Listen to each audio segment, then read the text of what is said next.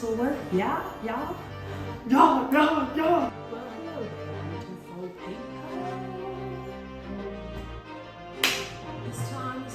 Hey, hi, hello there. Welcome to another episode of Cook with Queen TV. You are in for a treat. Today we are going to be making some higher protein, beefy, cheesy enchiladas. And the part that's gonna make it like, girl, is we're adding in some cottage cheese. And not only does it help increase the amount of protein in these delicious enchiladas, but it adds a nice little creaminess and it makes it feel super duper decadent. So I cannot wait to make this recipe with you.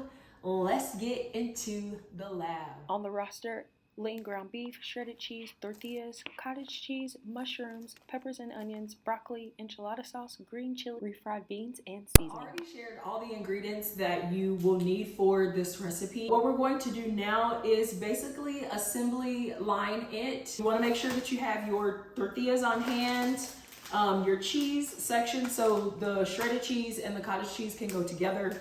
We have a bean section, and then obviously your enchilada sauce. I went ahead and made my ground beef. Also sauteed some veg, so I have peppers and onions, broccoli, and mushrooms in here. That way, whenever I go to assemble it, I can just layer my beans, my cheese, my meat, my sauce, rolling things up, and then rock and roll into the oven. What I did forget though, so we're gonna do that in just a moment, is I forgot to add the green chili into the meat mixture. You don't have to add those in, but I think it adds a nice flavor and element to the meal in its totality, okay?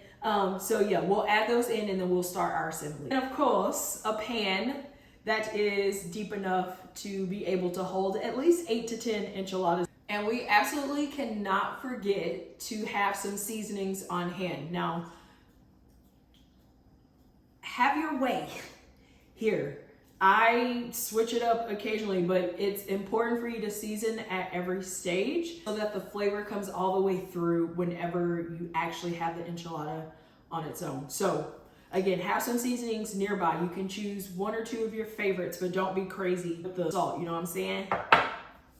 Before you begin assembling your enchiladas, you want to make sure that you preheat your oven to about 350 to 375. I usually do 375 for about 25 minutes, and we cook it covered. So if you don't have a lid, then you can just cover with aluminum foil, because we want the cheese to get melty but not burnt. And then in the last few minutes, we'll take that cover off so it can get nice and bubbly.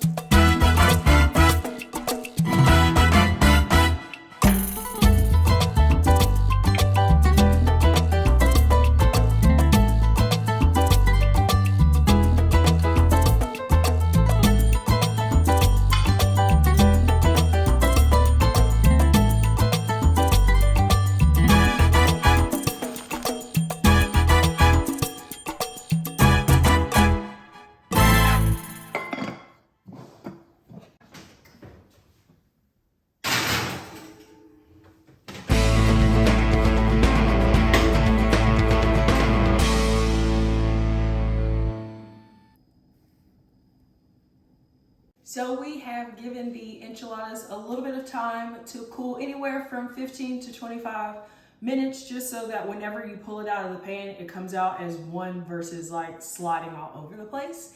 But I don't know if you're anticipating the taste test as much as I am, but first of all, I am so hungry. And second of all, it smells so good in here. So let's get into the goods. I paired the enchiladas with a side salad, and I just did a salad kit. So for some fun toppings, I have pico, an avocado, this vegan creamy dill dressing. So it's kind of like a vegan ranch, and it's really good from Trader Joe's. And then this is also from Trader Joe's, but other stores have something similar, and it's a corn salsa. I'm probably gonna do all of them. But for the sake of the taste test, I'm just gonna taste it as is because they literally are so delicious on their own. All right, Lord, bless this food in Jesus' name.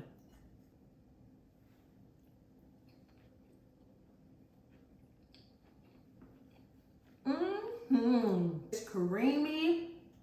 It's a little bit spicy. Some crunch in there from the veg. It has a smooth texture from the refried beans. And then the beef adds a nice, like, hearty sturdiness to it. If you're an enchilada girly or guy, make sure to give this a try. And as you know, and hopefully have become fond to know, that you can live healthily and eat happily. Have the best rest of your day.